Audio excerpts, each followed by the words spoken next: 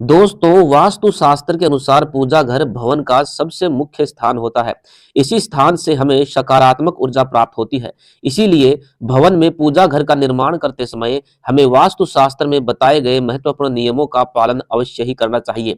पूजा घर को हम अपने परिवार के रीति रिवाज के अनुसार सजाते हैं और उसमें हम अपने आराध्य देवी देवताओं को स्थापित करते हैं।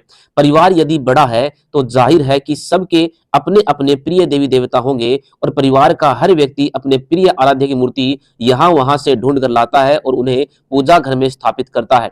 इससे पूजा घर में देवी देवताओं की संख्या बढ़ती ही चली जाती है, परंतु वास्तु शास्त्र के अनुसार ऐसा करना गलत माना गया है। पूजा घर में देवी देवताओं की संख्या सीमित होनी चाहिए, जिससे पूजा करने में आसानी हो सके। और भी कई ऐसी गलतियां हैं जो अक्सर अनजाने में ही हम सबसे हो जाती है और उसे लगातार नजरअंदाज करने पर हमें हमारी पूजा अर्चना का सही फल प्राप्त नहीं होता।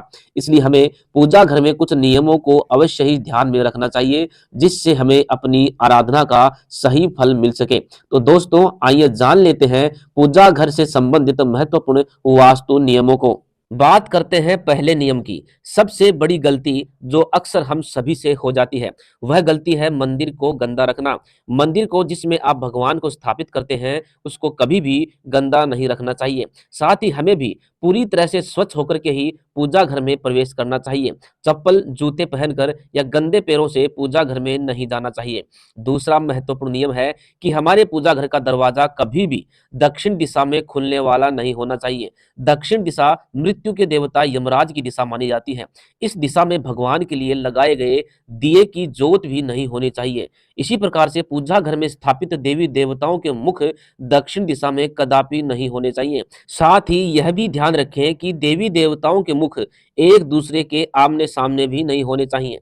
तीसरा नियम, पूजा घर में कभी भी खड़े हुए और नाचते हुए गणपति की मूर्ति, तांडव करते हुए भगवान शिव की मूर्ति या तस्वीर, हनुमान जी और माता की रुद्र रूप में फोटो या मूर्ति कभी भी नहीं लगानी चाहिए।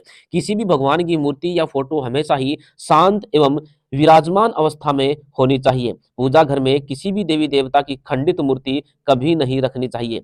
चौथा नियम है, पूजा घर में भूल कर भी किसी भी जीवित या मृत व्यक्ति की तस्वीर देवी देवताओं के साथ नहीं लगानी चाहिए। यह बिल्कुल भी शुभ नहीं मानी जाती है। कई लोग साधु संतों की तस्वीरों या मूर्तियां पूजा घर में भगवान के पास रख देते हैं। वास्तु शास्त्र में ऐसा करना शुभ नहीं माना गया है। घर के मंदिर में पूजा के लिए किसी भी देवता की एक से अधिक मूर्तियां नहीं रखनी चाहिए। साथ ही उन मूर्तियों की ऊंचाई 4 या 5 इंच से अधिक नहीं होनी चाहिए। जहां तक घर के मंदिर में शिवलिंग रखने का प्रश्न है, तो घर के मंदिर में 2 इंच से बड़ा शिवलिंग नहीं रखना चाहिए। यदि आपको अपने घर के मंदिर में हनुमान जी की मूर्ति रखनी है, तो बाजार से खरीद कर ऐसी मूर्ति लाइए जो बैठी हुई और आशीर्वाद देती हुई शांत मुद्रा में हो। घर के मंदिर में रखी जाने वाली मूर्ति या देवी देवताओं की मूर्तियों के मुख प्रसन्नचित्त होने चाहिए। मंदिर में रखी गई मूर्तियों के बीच कुछ दूरी अवश्य होनी चाहिए। घर के मंदिर में माता काली, भैरव जी और शनिदेव की मूर्ति रखना वर्जित माना गया है।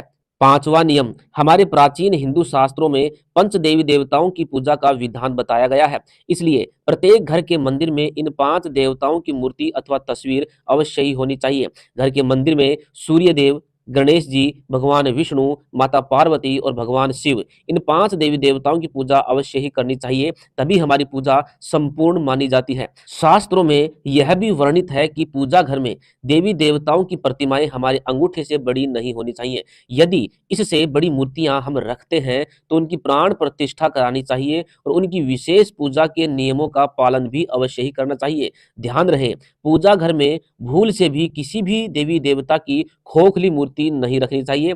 मूर्ति मिट्टी की हो अथवा धातु की, वह कभी भी खोखली ना हो। ऐसी मूर्तियां जल्दी खंडित हो जाती हैं।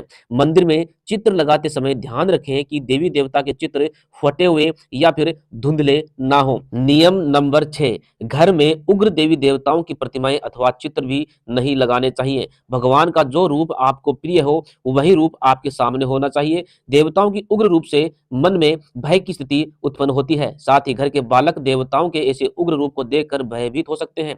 बच्चों के मन में भगवान के प्रति प्रेम कम होने लगता है। इसलिए पूजा घर में सदैव ही प्रसन्न मुद्रा वाली मूर्ति ही रखनी चाहिए, जिन्हें देखकर मन में प्रेरणा जागृत हो। 7वां नियम, प्राचीन काल से जो चलन है उसके अनुसार लकड़ी, पाषाण, सोने, चांदी या पीतल आदि धातु की मूर्तियां ही घर में रखनी चाहिए। जैसे धातु की मूर्तियां महंगी होने के कारण आजकल पाषाण की मूर्तियों को ही बहुत से लोग घर में पूजा के लिए रखते हैं। वैसे पाषाण की मूर्ति सर्वश्रेष्ठ भी मानी गई है क्योंकि इसे स्वच्छ रखना अत्यंत आसान होता है। किंतु धातु की मूर्ति भी उत्तम होती है क्योंकि यह जल्दी खंडित नहीं होती है। मिट्टी की मूर्ति रखने पर इनके जल्दी टूटने की संभावना बनी रहती है और इन्हें स्वच्छ करना भी कठिन होता है। इसलिए घर के मंदिर में ऐसी मूर्तियां रखें जो टूटे नहीं और उन्हें आसानी से स्वच्छ भी किया जा सके। घर के मंदिर में भूल से भी प्लास्टिक की अथवा प्लास्टर ऑफ पेरिस की मूर्तियां ना रखें। वास्तु शास्त्र में ऐसी मूर्तियों की पूजा करना अशुभ माना गया है। 8वां नियम, वास्तु शास्त्र के अनुसार घर के मंदिर का स्थान कहां पर होना चाहिए। दोस्तों, वैसे तो भगवान इस संसार के कण कण में विराजमान है, लेकिन जहां बात करें मंदिर की तो उसके लिए निश्चित स्थान की आवश्यकता होती है ताकि ईश्वर का स्मरण करते समय हमारा ध्यान केंद्रित हो। इसके लिए वास्तु शास्त्र में पूर्व दिशा का निर्धारण किया गया है। यदि मंदिर को पूर्व और उत्तर दिशा के मध्य में बनवाया जाए तो सर्वोत्तम होता है क्योंकि यह स्थान सकारात्मक ऊर्जा का स्थान होता है।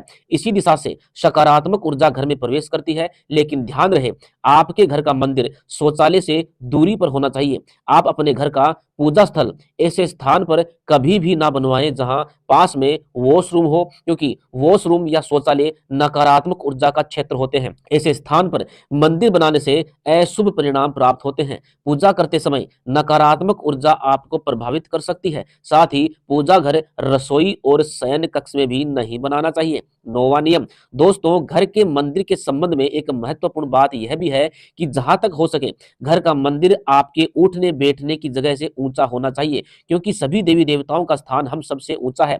यदि घर में पूजा के स्थान के लिए एक अलग ही कमरा हो तो सर्वोत्तम होता है। घर के मंदिर में कभी भी बिखरा हुआ सामान नहीं होना चाहिए। देवी देवताओं की मूर्तियां, पूजा सामग्री एवं अन्य धार्मिक पुस्तकें आदि अपने अपने स्थान पर रखी होनी चाहिए। कभी कभी ऐसा देखा जाता है कि लोग लापरवाही में पूजा स्थल पर वस्तुओं को बिखेर कर रखते हैं। यह वस्तुएं हमारी पूजा में बाधाओं का निर्माण करती हैं जिससे हमारा ध्यान भटकने लगता है। इसलिए पूजा घर में सामग्री को सदैव ही व्यवस्थित रखना चाहिए। घर के मंदिर में पूजा के बाद जली हुई माचिस की तिलियां, मुरझाया हुआ फूल, जली हुई काली बाती आदि को हटा देना चाहिए। अपने पूजा स्थल को साफ सुथरा रखना चाहिए। घर के मंदिर में बिखरी और जली हुई माचिस की तिलियां नहीं होनी चाहिए। यदि दीपक जलाने के लिए पूजा घर में माचिस रखनी ही है तो उसे किसी कागज या कपड़े में छिपा करके रखना चाहिए, उसे सामने नहीं रखना चाहिए।